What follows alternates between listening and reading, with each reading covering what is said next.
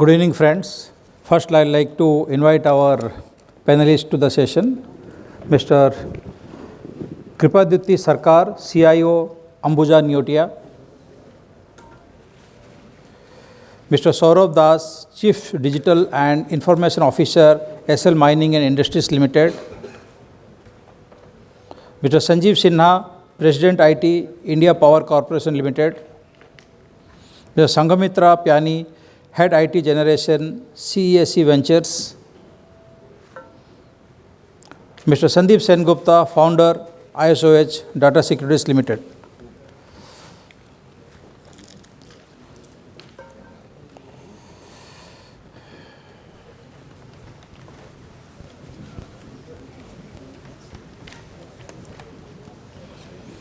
Please take your seat.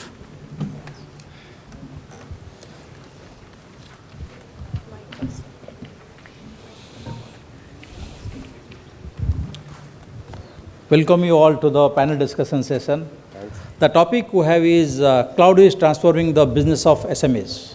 So let me introduce about the topic, how this topic is important for the audience. The digital era has brought an unprecedented change to technology, business and society. Beyond managing IT, CIOs lead and inspire the teams and business stakeholders through transformative business models, practices and cultures. India is racing towards its global of becoming digital-first economy, and one of the technologies helping the country to accelerate the pace in this direction is cloud computing. In addition to the big business, small and medium enterprises called SMEs are increasingly moving their operations to the cloud, and the platform has proved to be game changer for them. The technology has changed the way IT processes and executed, and it has the potential to create measurable impact on business. While many businesses could want to reduce cost and key factors promoting cloud as a choice for serving clients as ease of administration, disaster recovery and archival abilities. The cloud has also matured over the years. It is no longer an untested or risky product, and small business need to worry about proactively adopting the technology. So we have our panelists with us. To start with, how cloud computing is 40x cost effective compared to in-house IT system for SMBs. Do you agree with? We'll start with lady first. Yes. Good evening, ladies and gentlemen, and thank you, Dr. Shahu, for this opportunity. So on this very relevant question, we fundamentally we think about two aspects when we think of cost, whether it's a capex saving going into opex when we adopt a cloud. So upfront investment would be less. But from an SME aspect, there are certain other things which definitely, add on that sigma to that cost saving. What is it? In a very short nutshell, I would think, the cost of maintaining on in-house or on-prem, infrastructure to carry out business in an ecosystem where anyway your investment is capped by your cost of capital, by the enterprise turnover. So in that kind of a scenario, an SME trying to have a full-fledged business running out of on-prem infrastructure and maintaining the appropriate cybersecurity measures, trying to keep up with trends, most importantly having a team which looks after it and getting that insight. These additional features, apart from the upfront capex and the necessary, cost of capital, that I believe really adds on to the cost which an SME has to bear, and that is the cost saving. Some of it is very tangible, some of it is hidden when this organization opts for either an IS or PaaS or a software or something as a solution straight off the cloud. So that's my two bits on it. Sanjeev, how do you feel it? Yeah. Good evening, everyone, and thank you for inviting me. I tend to agree with what Sanghamitra has said, but I would like to add it up with one very real life case study. Okay, so 40x I think is a statistical average, but There are many cases which are greater than 40x. There are many cases which are less than that, and depending on the situation. But the one real life case which I can share with you all is, I'm in the power industry, and we are implementing around 350,000 smart meters in one of the regions in Madhya Pradesh. Now the smart meters, they all come to a central repository called head end system. We chose cloud for it because when you are starting to install it, you have very small numbers. You don't need too much of computing power. Then what do? Do you actually invest into an infrastructure which is ready for 350,000 smart meters? That will be a huge waste of, it will be a huge cost which one has to incur right from the beginning. So this is one example where we started very low because the number of installation of smart meter was very small. And as we grow up, we scale up. So as we scale up, we need higher infrastructure. So basically what we are looking at is an infrastructure on demand. And therefore cloud was the answer, not only infrastructurally, but also the cost-wise. So we will reach a certain cost when we have full-fledged 350,000 installed. Till then, what do? We save huge amount of cost. We don't need to invest that much. So that's the huge case study that, huge savings that we had. We will incur that cost, but we'll require 3 years to install 3.5 lakh smart meters. But we will incur that cost at the end of those 3 years. So the first installation 3 years, we save huge amount of cost. I don't know what that X will be, but I think it will be significant X. Good. Saurabh, do you agree with what Sanjeev has said? Yes, I would tend to agree with what he said. I'll tell you my experience. We started our cloud journey in about 2020, just before the pandemic. We started with our main application, that is the ERP, SAP. And when we started, we had, based on all the calculations, we had a target of 67% of cost savings. Right? At the outset, people said that it's too far-fetched and things like that. But now, 2 years down the line, we have migrated tens of our applications, and we have actually achieved much more than what we had forecasted at that point of time.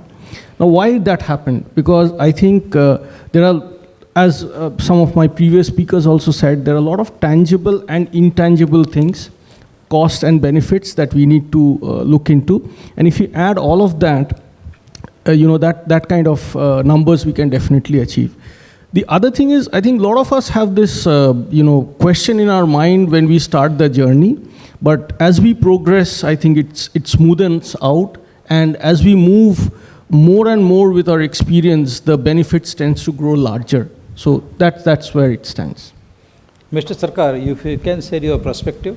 Yes, I have similar opinion, absolutely. For 40x, I'm not sure about the digit, whether it is more than 40x or less than 40x, but certainly around 40x would be certainly statistical data.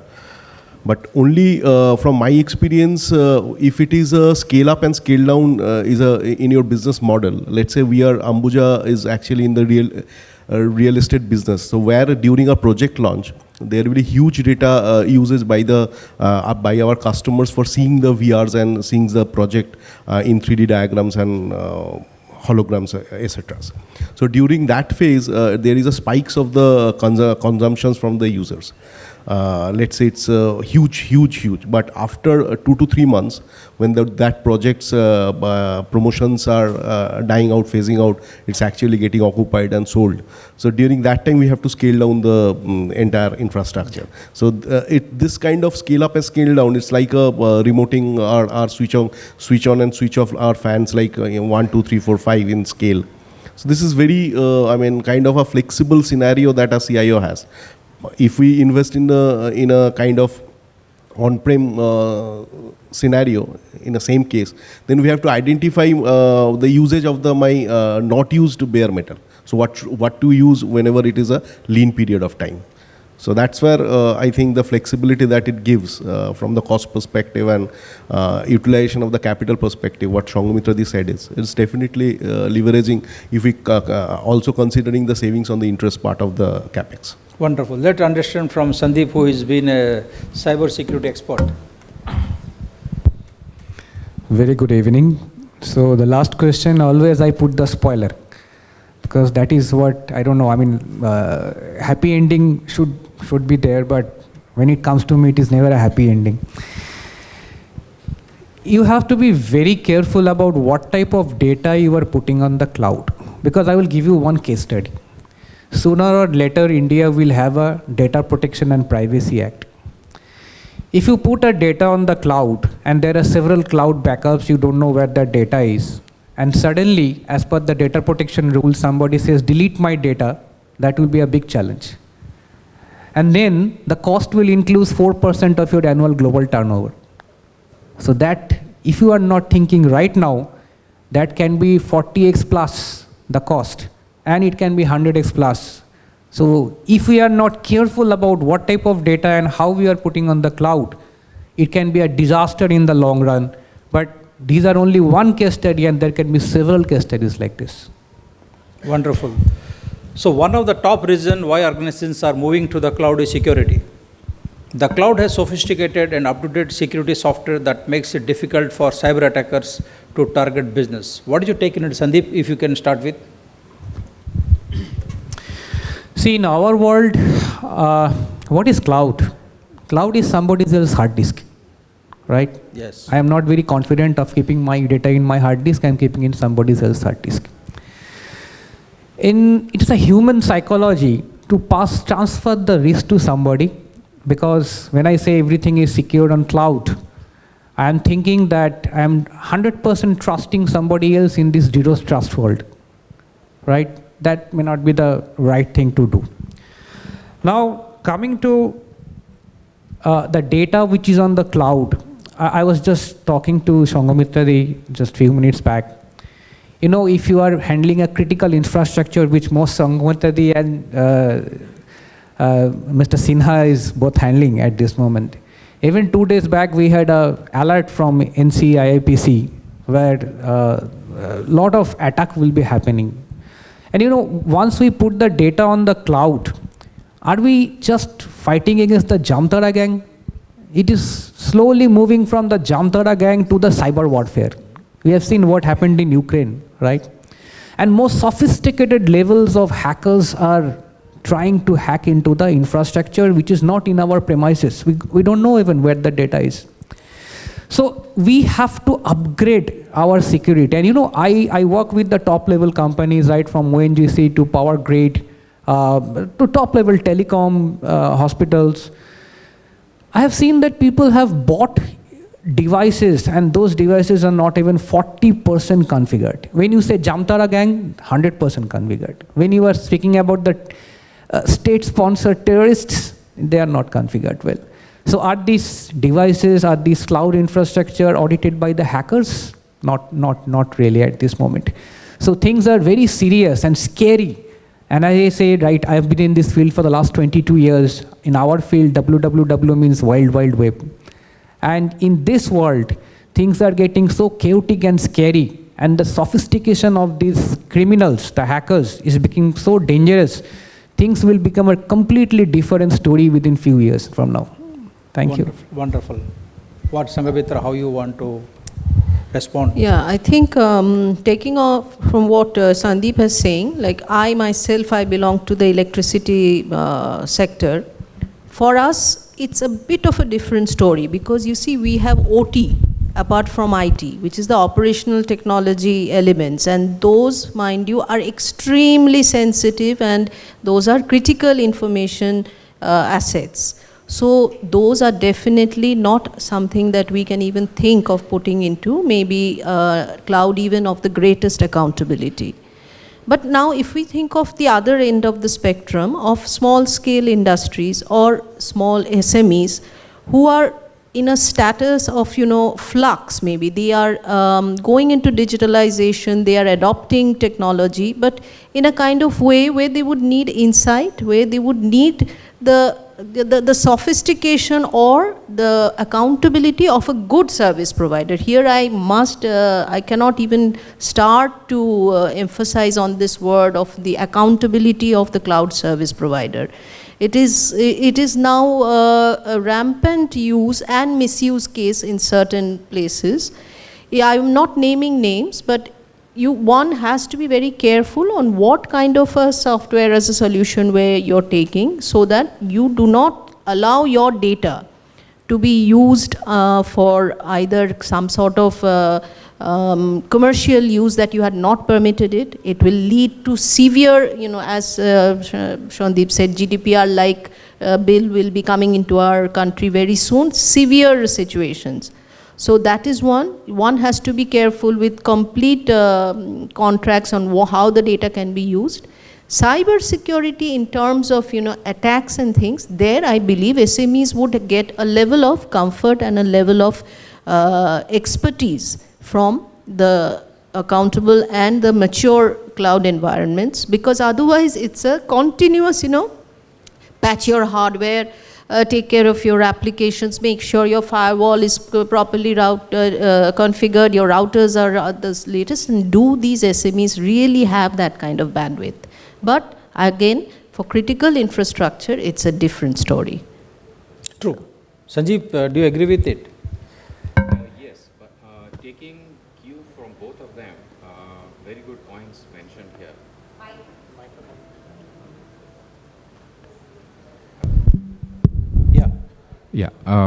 Yeah. So taking cue from both of them, very good points mentioned here. I too work in the power industry, which is classified as an essential services in the country. Okay, and with the grid becoming smarter day by day, okay, you have digitalization taking place. We have so many new systems coming in. I mentioned about the smart meters, but let's say we are talking about SCADA system for better control, because ultimately we have to give better services to the consumer. Now, with more and more such features coming in, the importance of security comes all the more to the fore, because with digitalizations comes the risk of control. Okay, there have been a case in one of the European countries when an entire city was hacked, the electricity grid was hacked, and the city went without power. So obviously we can't afford such risks. But it did highlight the importance of security in some essential services here. In addition to these essential services, security anyway is no longer a generalist job, which Sandeep also has been highlighting so much. It is definitely a specialist job, because security comes with risk, and the risks are not constant. They change every day. Okay, so you need to basically deal with them every day by the specialist. And that's not the core business of most of these companies who use these networks. So therefore, it is important that we actually give it to people who are specialists. And that is where cloud importance also comes to the picture. So yeah, to answer the question, yes, people are switching over to clouds, they adopt clouds, and security is definitely one of the major reasons. Cost is, of course, we have talked about, but security is also one of the major reasons for various users, for various risks in different sector. For me, it may be control. For someone else, it may be something else. Banking, for example, can be something else. But the risk is definitely there, and they have to be dealt with. So we have three speakers, panelists. They spoke about the topic, but I just want to understand from you both, like, what are the best practices being adopted by you? Saurabh. The best practices in security. Yes. So presently, if you are talking about, we have moved along on the security front, including, let's say, starting with internet-based patching, cloud proxy, and things like that. Because as everyone said, security is no longer an option. We have to ensure the best of it. We regularly do vulnerability assessments. We do red teaming exercises. These things keep on going. We have also adopted a state-of-the-art next-gen EDR. Mm-hmm. And in terms of defenses, if you want to talk, we have a 24/7 threat intel and monitoring services. So these are the things that we keep on doing in the security space. Wonderful. Mr. Sarkar. What are the best practices you have adopted? In real estate industry, the security, I mean, was not considered to be that serious until this COVID situation happened, because they believe in the, I mean, they don't believe, I mean, they are not that matured in considering the security vulnerability, this topic. But now, after this COVID, since all data is being accessed by remotely, from either from work from home or from the remote places. So then it comes from into the mind of the promoters or the organizations that now I have to secure my data as well. So yes, certainly we started the journey a bit late, but we are picking up with very, I mean, the investment in the I can say that 10 to 15% my investment last year, entire IT budget is going into security, because we have to ramp up security very fast. So among that, I mean, on the topic that the question you started with, since the evolutions of the everyday threat, it is very difficult to manage by an SME to keep their competency-ready, secured specialist in-house. It is better, I feel, if that data is not that sensitive, I mean, classified data or sensitive data, certainly they can choose an option for the cloud. Wonderful. Sandeep, do you think the practice has been adopted by the two panelists? Is it the best of the things? So you want to add something? I will not audit it from on stage. No, you did not audit. You did not audit, neither audit. But I will add some more points over here. Yes, if you can add those points. Yes, so I am a specialist. So what additional you can do over here, you must subscribe to the certain, I believe you already have done certain alerts and the NCIIPC alerts. And number two, you can take help from the bug bounty programs. So if it is not very critical, there are a lot of bug bounty hunters in our country who are very, very specialist. So all the top level companies like Microsoft, like Google, they take care of these bug bounty hunters. And if they find the problem, then they actually reward them. So in that way, if you don't find the problem, you don't get the money, which is contrary to what you pay to the VAPT guys on a periodic basis. So that is something which you can take care of, and that will be very, very helpful to you. And one more thing I would like to mention, that if you are employing any audit company like for VAPT, look at the qualification of the auditor, because most of the time these guys are not actually good. So go for the OSCP or the CISSP guys, otherwise they will not do justice to. The hackers are far, far advanced than these people who are doing the VAPT. So that's it from my side. And I'll just come into Sanghamitra. So you handle the very critical data. What are the best practices you have been adopted?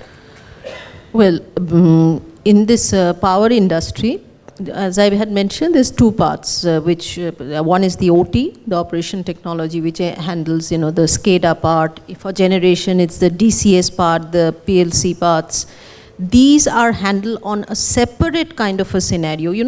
Even a few years back, we used to have clear air gapping between IT and OT, in the sense that there was no connectivity. But recently, over the years, there were more and more decision-making tools which have been implemented. We've put in AI, ML-based things. That has naturally led to this convergence of the IT-OT networks. And with this, we've really ramped up the type of not only data center security, perimeter security, and the other thing was during the COVID.